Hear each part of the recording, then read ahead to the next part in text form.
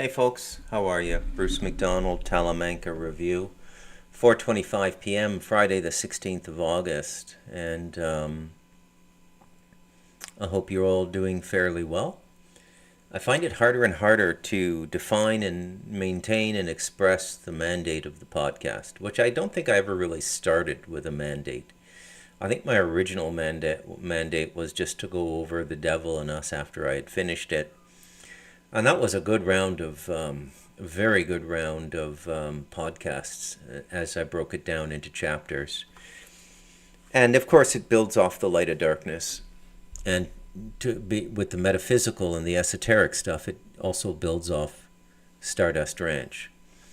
So I guess everything I talk about and everything I bring to light and everything I focus upon will be in one way, shape, or form an extension of the themes and the motifs and the unique perspectives I bring to our time, which I don't think are really that unique. I think the only unique thing I'm doing is tying things together that other people leave untied.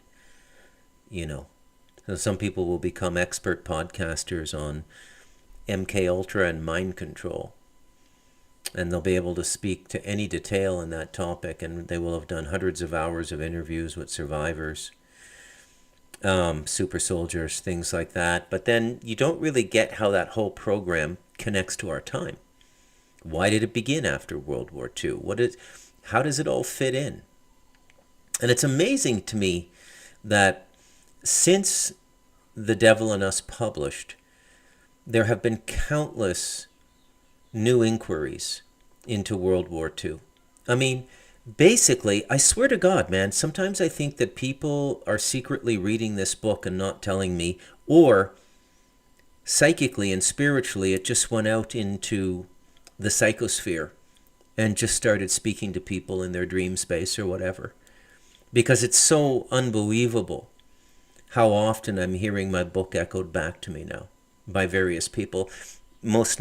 Lately, Candace Owens taking another hard look at World War II and what happened there and all of the nonsense and that sort of stuff. And it's absolutely fascinating what she's doing. Yeah, absolutely fascinating what she's doing. Okay, let's get into it. Let's begin. I like to have levity in my podcast now. Sometimes I'm going to play little clips that have no relationship at all, other than it's the time we live in, right? And they're just comical and they're just fun, and they set kind of a fun tone for me as I go through the podcast. So here's one. I've titled it "Porch Bandit."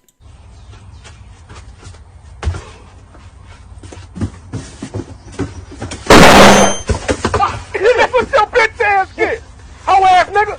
I knew you been stealing my shit. Broke ass nigga, yeah. Broke ass nigga. That's what your bitch ass get. And the law's on the way. Motherfucker shit on my shot. Dirty ass nigga. I wasn't trying to What steal you want, it. nigga? Damn. Bitch, what you calling They on the me, way. nigga? Yeah, they on the way. I went Law's on the down. way, nigga. I'm from next Ass door. off I'm with from your next bitch door. ass I wasn't son. trying to steal no package, bro. God What the damn. fuck you call it then, What was nigga? in that bitch? Cell phone? Nah, bitch ass nigga, booby trap, nigga. Ex-military, nigga. Marine Corps, nigga. Damn. Bitch ass nigga. Sit Get your the bitch ambulance, ass in, too. wait for the law, nigga. I'm just. Should have killed your motherfucker. Nah, my bad. ass, I'm nigga. gonna bring that package back. Nah, fuck all that, nigga. Law's on their way, and I'm on the way from work, bitch.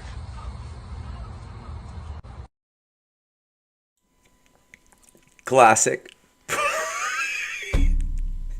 Porch Bandit gets, I don't know what the dude did. He made a booby trap with a 12-gun shell or something. It probably just had bird shot or assault shot, but yeah, that was funny, man.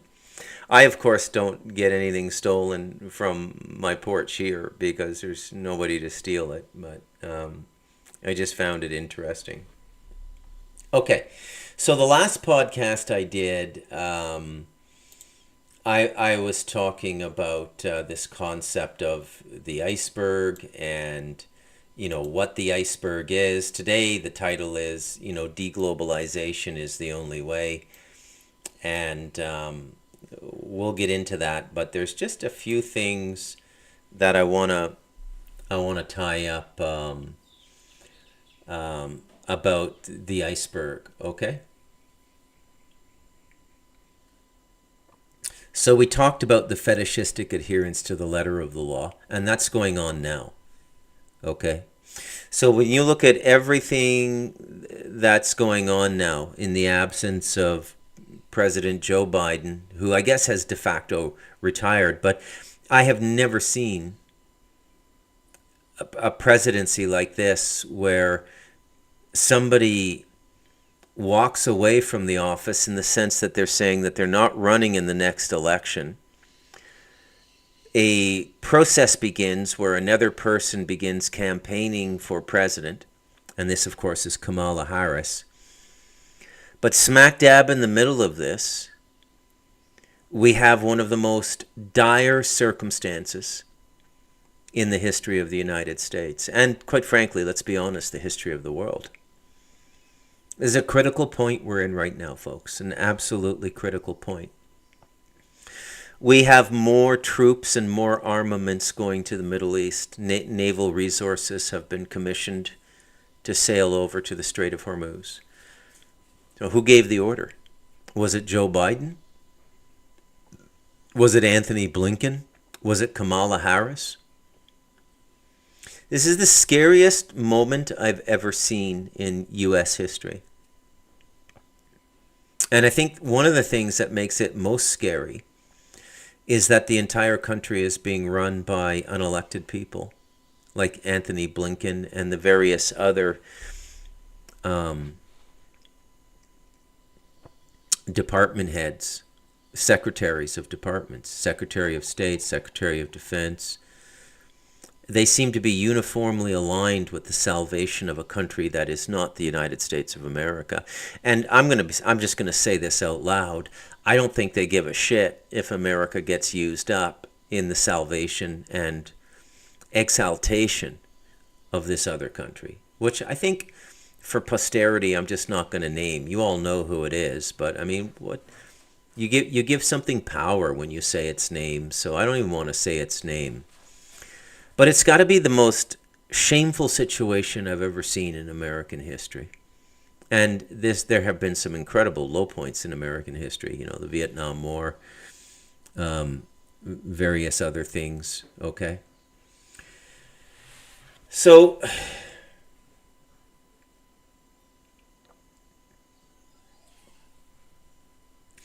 the reason I wanted to do Pharmacia in the last podcast, and the reason I wanted to do the iceberg, is to just continue to show you how everything that's been brought into our society is relatively negative. I would go so far as to say that if accurate statistics were kept on drug-related deaths, the pharmaceutical company, minus fentanyl, okay, because fentanyl, as we got in the last podcast, fentanyl is an act of war by the Chinese. It's exactly like the guy said in the clip I played last podcast 2 days ago. Drug dealers don't kill customers. Okay? You've got a product that's addictive. If somebody gets addicted to your heroin or addicted to your cocaine, why would you kill that person? Are you not running those labs in Colombia and moving that product up to Mexico to sell it? Do you not, would a car manufacturer make cars that deliberately kill their customers? Why would you? And even that's not a good metaphor, because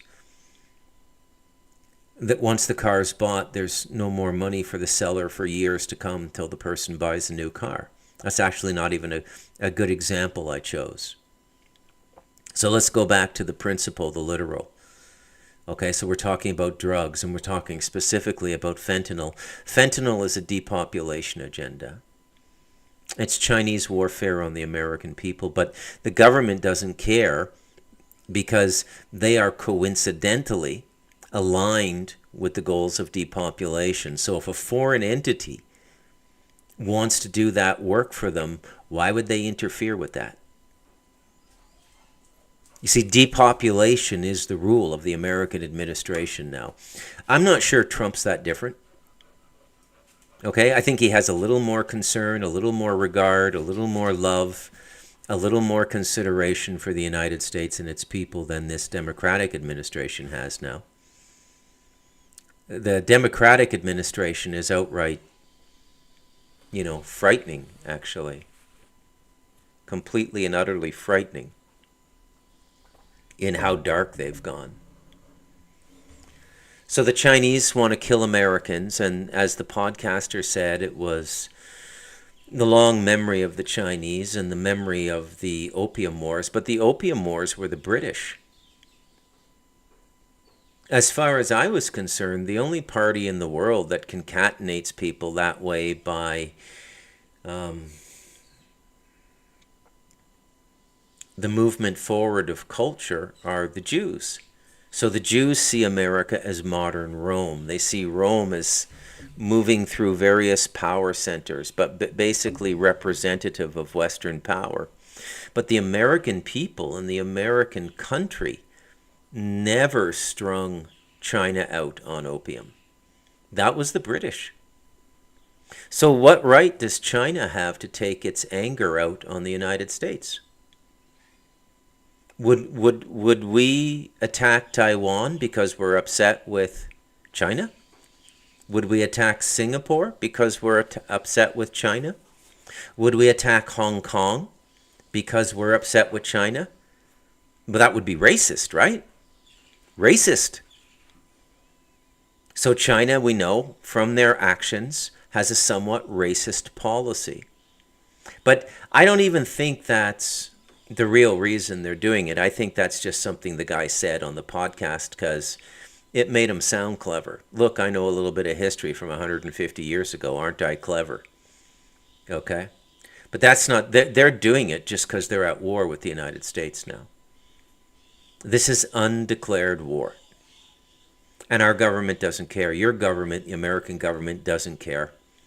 It's probably green lighting these cartels to get the fentanyl across the border. Fentanyl. Because they don't want the people who are getting addicted to that and dying. And it's not even a question of getting addicted. There's a lot of people who will go out and just try a drug and there will be fentanyl in it, and they didn't intend to do fentanyl. Maybe they think they're doing cocaine or something. It's a very interesting thing that's going on now. If you're a street drug person, the entire street supply of drugs is completely tainted now. You can't trust it anymore. We're in war. We're in war. And it's a weak point. It's a point at which they can get at us, right?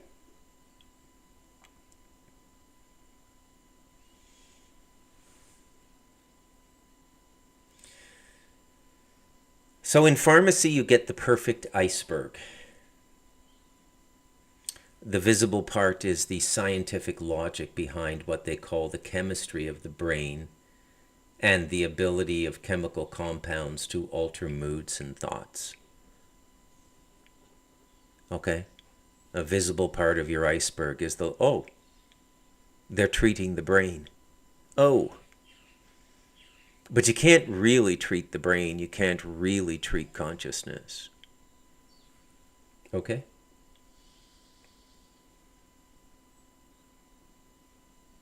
So among people who would want their mood or thought altered, it seems simple, logical, and scientific.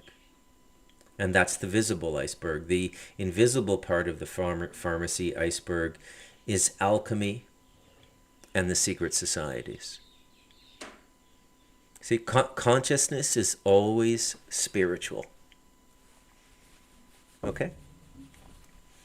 So this image I keep coming back to and I keep talking about goes right back to Stardust Ranch, but I reference the general idea in our popular culture all the time. And here I'm talking about portals opening up.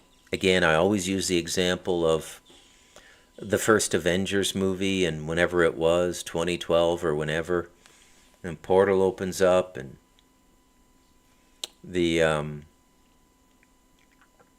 Chitauri come through, which Loki had arranged, and they used the Tesseract to open the portal. And then Iron Man goes through with a nuke. The nuke explodes and he falls through the portal. Comes back into the earth, but he's almost lost there. Okay? So that's an example of a portal that's physical. An astral portal would be a breach in the aura of an individual human being. So just like the environment is the protective aura of the planet Earth, so we as human beings live within the aura of the Earth itself, and the aura is the atmosphere. Okay? Our body is like the Earth in that it has an atmosphere around it, which is our aura, our being, our physical bodies, our individuality. And again, this is a reference to this as above, so below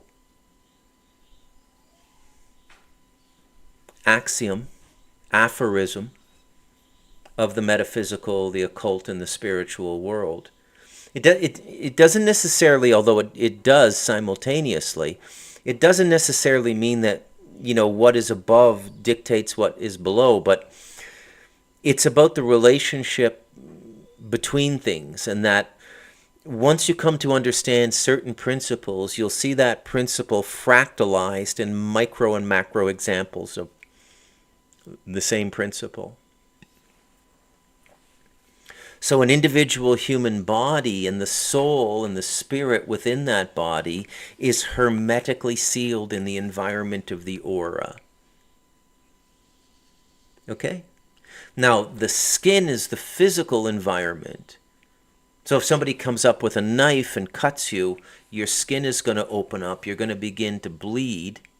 It's going to get very ugly. And then you're just sort of bleeding all over the place. So when your physical skin is cut, things come out of you. When your aura is cut, breached, punctured, or opened up the way the portal opens up in the Avenger movie, things don't go out of you. Things come into you. They come into you. Okay? And this can be a form of botherance, obsession, persistence, possession. All of these things. And everything going on around us now chemically, both in the foods we eat, the air we breathe, and the sun itself. The water we drink. Not me, but you folks. I drink from a mountain stream. You're drinking from a tap. I assume most of you listening to me are drinking from a tap.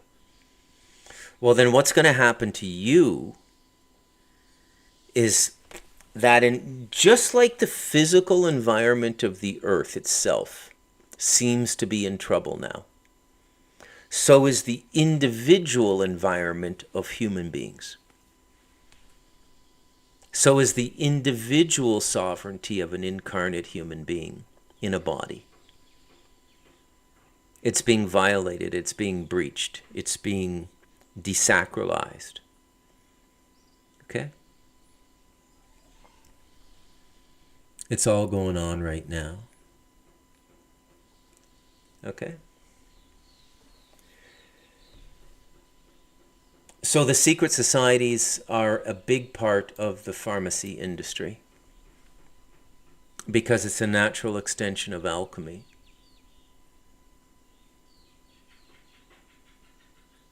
Okay? Chemistry. And so much of what's going on in this field of endeavor is just absolutely disgusting. And as we found out in the last show, the most narcotized people on the planet. In fact, let's just extend that from both the legal and the illegal drug markets. The most drugged out per capita people on the planet are Americans. United States of America. Canada's probably up there to a certain degree. Absolutely, we have prolific numbers of drug addicts in Toronto, Montreal, and Vancouver, Manitoba, Calgary. You see them everywhere. The fentanyl addictions are going on big time in Canada. The Chinese depopulation agenda is being allowed to happen in Canada under the Trudeau government. Okay, they're just letting it happen because that's what they want to happen. You see how it all works? Oh, China's our enemy. China is attacking us. We're at war with China. No, more likely there's a tacit agreement between Trudeau, Biden, Harris, and Xi Jinping and the triads, and the triads being an arm of Chinese intelligence or working for Chinese intelligence, in the same way the Italian mafia guarded the ports in World War II working for the CIA. Okay, and they're working with the Mexican cartels to kill Americans and to kill Canadians. And just those two places for now. I don't know of any fentanyl getting into Europe. So it's not an attack by China. Anybody who says that is full of shit. They don't know what they're talking about.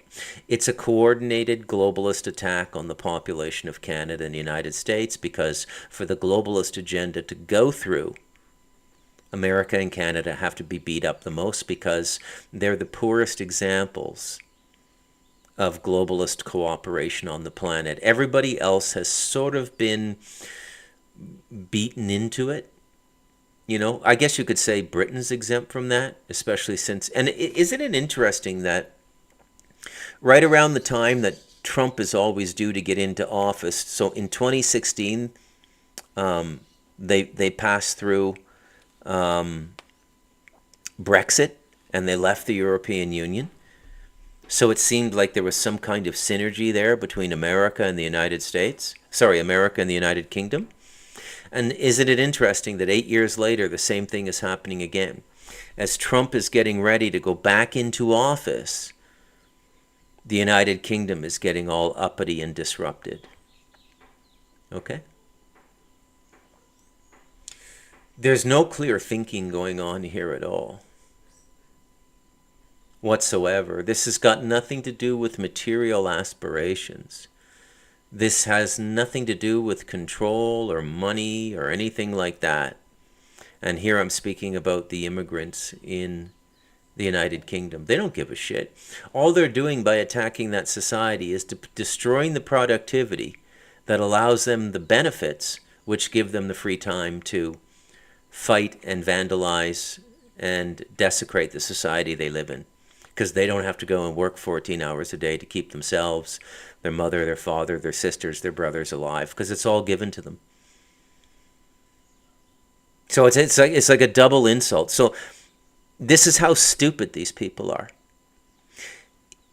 It's the British citizens working who produce the capital to run the social programs that support the Muslim population. I mean, talk about biting the hand that feeds you. There's no logic to what they're doing. There's no reason to what they're doing. It's just purely reactive, emotional nonsense. What we've come to understand to be a significant, let's be honest, a significant expression of the Islamic mind as it comes to public discourse and politics. Right? All right, let's take a look at some more stuff here. Here's a little thing I found very interesting. It's the filmmaker Oliver Stone talking about the time we're in. Because apparently we want to weaken Russia. This is the strategy. What strategy is that? It's that's basically a state of war. You're saying we want to weaken you. That's like trying to destroy you. We want to get rid of Putin. We want to replace your administration with our guy, like Yeltsin used to be, and we want. I've heard talk about dividing Russia up into three zones or 4 zones. It's crazy talk and makes no sense because we can't do anything about it. And on top of it, we would be blown up to pieces if we did it, if we tried to do it. So if America thinks it can get away with poking Russia and not get hurt, they're dreaming. They're dreaming. And where does this come from? This comes from the neoconservative movement that started up here in America and has always been anti-Soviet, anti-Russian. And you know the people involved. They were the ones who got us into wars in Iraq and Libya, and they're the expansionists, the ones that want a strong America that's always challenging the Russians and the Chinese. This is what they want. But you can't challenge somebody who's got the goods. They have the goods, and we don't. We don't even have a military that is ready to go to war.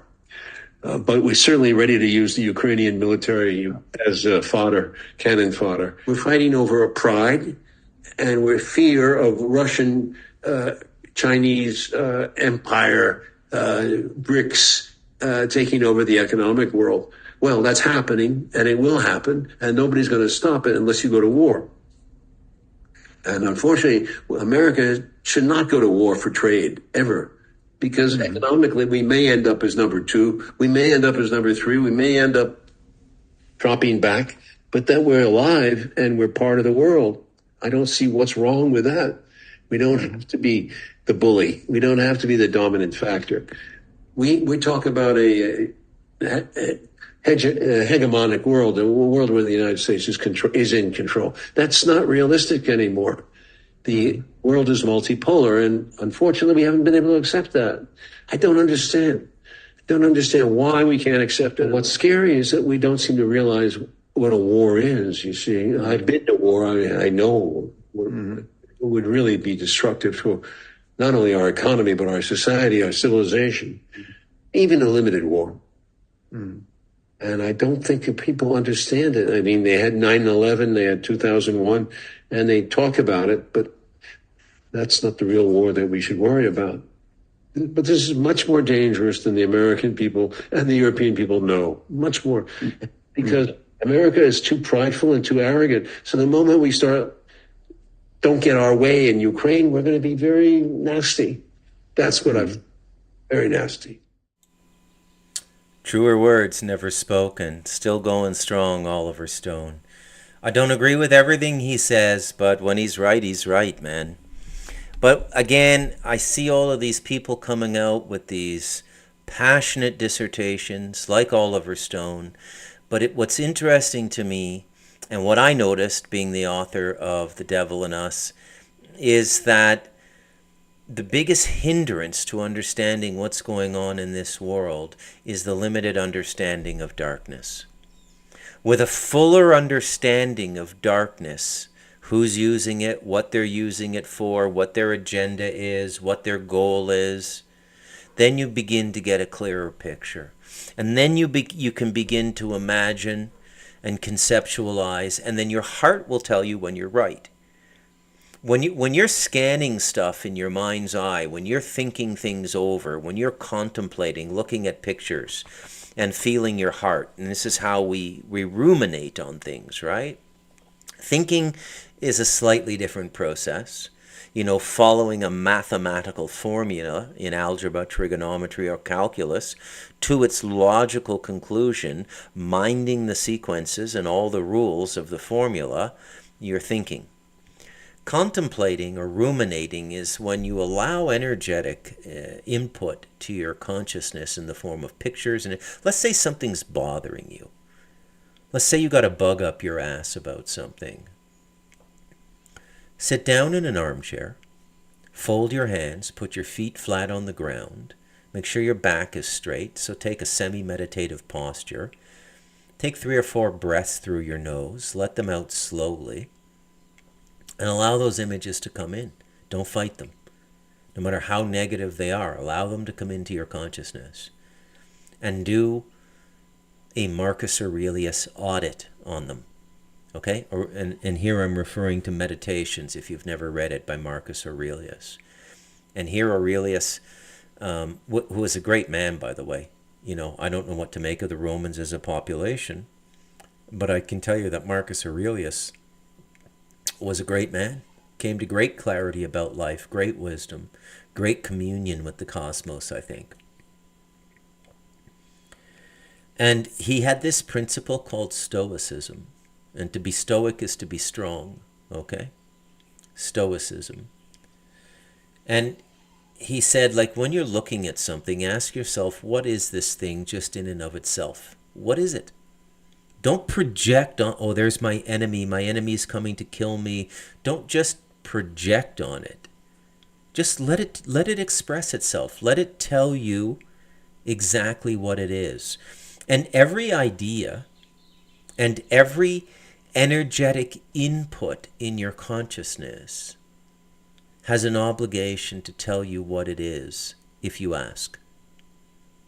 Okay? Another little secret of the realm of consciousness there. If you ask, it has to tell you. Okay? It could be a part of yourself. You say, what is this? What's going on here? And your consciousness will tell you, well, this is some trauma from your childhood you're still carrying around. Oh, really? How do I get rid of that? And you'll get your answer, okay? But you gotta be able to just look at the energy and not judge it. And to a certain extent, that's what Oliver Stone does, but he projects a lot too, right? He's got a lot of trauma. He's a war veteran. He was in Vietnam. He's a very traumatized guy, okay? Now, we all have trauma, no doubt about that.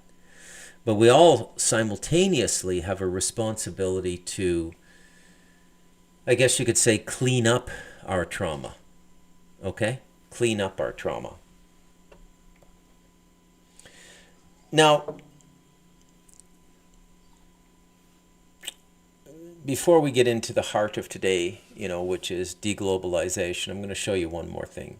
Canada, home of the brave, land of the government takes your shit. No, seriously, this has to go public. Farmers in Wilmot County woke up to their crops being completely destroyed. 770 acres of farmland are currently being expropriated by the region of Waterloo. They're planning on making a battery plant for electric vehicles. They're taking farmers' land to do this. Expropriation is when the government says, here's a little bit of money, take it, we're going to take your land. And if you don't take it, we're still going to take your land. So what's happened now? Well, the farmers decided we're still going to plant our crops. It's still our land. Here in Canada, we have farmer protections where if you plant a crop, you have every right to harvest that crop. Well, the government doesn't care. They hired a third-party company to come in and destroy it. The crops were only a couple weeks away from harvest. That's 2.8 million pounds of grain. That's 2.5 million boxes of cornflakes. Garbage. All that food completely destroyed in a world where people are starving. Farmers feed cities. And if this attack on farmland keeps continuing, I'm a little bit concerned about the future. So what can you do? Share this video. We need to shine a light on these cockroaches. They're destroying our food. They don't care. This needs to be stopped. No farmers, no food, no future. Follow this page for more updates. Okay, so it's kind of a no-brainer, right? I mean, again, we get an example of a guy making an accurate observation about a lunacy. Okay? And the lunacy, the idiocy, is the destruction of viable food and a significant quantity of food. By the way, I lived in that region for a couple years. I worked there. Waterloo is about an hour and 15, an hour and 20 minutes outside of Toronto.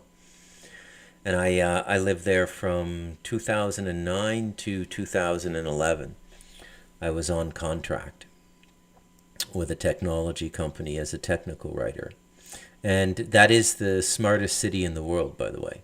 They have an index at the United Nations, number of patents, number of university professors, number of novel ideas and theses, and there's a whole, what it produces, what inventions. And there's a whole matrix by which they gauge the intelligence of a city. And they have a list, They prepare these lists for everything, the happiest places in the world. Costa Rica's always on that list. Happiest countries in the world. And so the smartest cities in the world is another list. And Waterloo was number one for a while. And then I think it slipped to number two. Number one then became, I believe, Shenzhen, the technology center in China. Okay, but it was Shenzhen and Waterloo. And there's a lot of Amish and Mennonite up there in Waterloo, still living the old ways for centuries, haven't changed. Okay, when you go to a Home Hardware in that part of the world, Waterloo, Ontario, they have buggy parking for horses and carriages for the Amish. It's not uncommon to be driving in that part of the world and to have to pass a horse and carriage buggy. Okay, not uncommon at all. So what did he miss? He got the lunacy of it, the idiocy of it, but by not understanding darkness, he's not getting the fullness of it. That this is this ancillary benefit to Trudeau. Okay, and this goes hand in hand with all of the food processing plants that have been very mysteriously blown up, burned down, or otherwise sabotaged or destroyed. And the coming viruses are going to do that as well. They'll kill copious amounts of food. Okay? Now, I don't mean to be the guy on air who smugly says in 2024, I told you so. But I fucking told you so. Okay? And recently I've come to an understanding of how difficult this material is for people to grapple with. Okay? I've had people in my life for 10, 15 years who've been listening to me for 10 or 15 years. And they still flip-flop like a catfish on the bottom of a hot aluminum floor of a fishing boat. It is happening, it isn't happening. I believe Bruce, I don't believe Bruce. It's fucking happening. My perception is not off. Okay? They didn't see it happening in the Holodomor either. The Ukrainians didn't see it.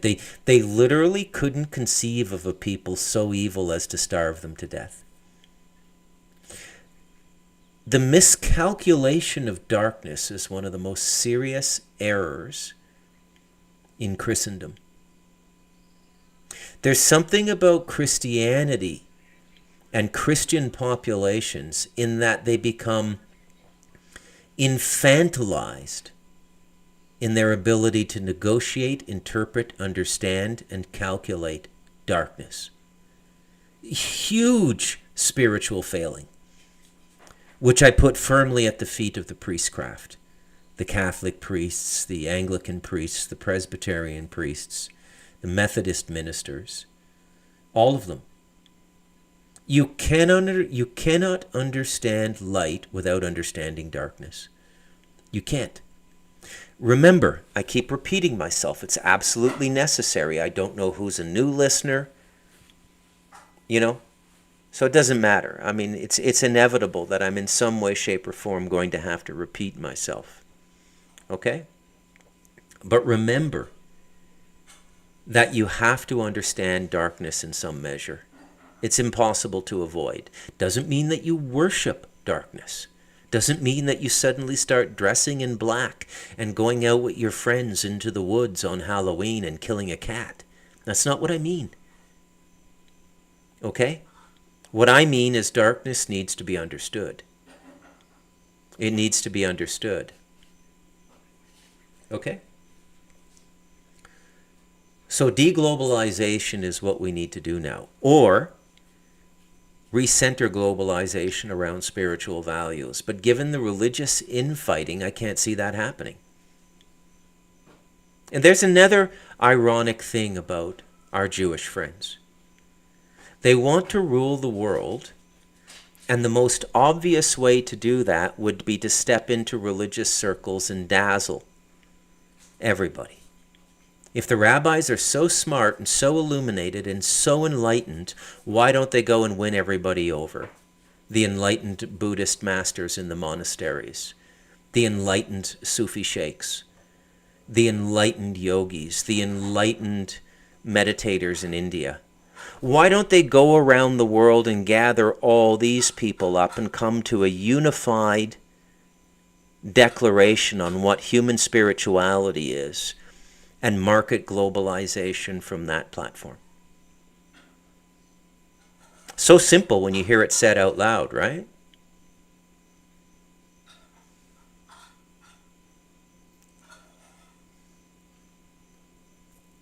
So simple when you hear it said out loud.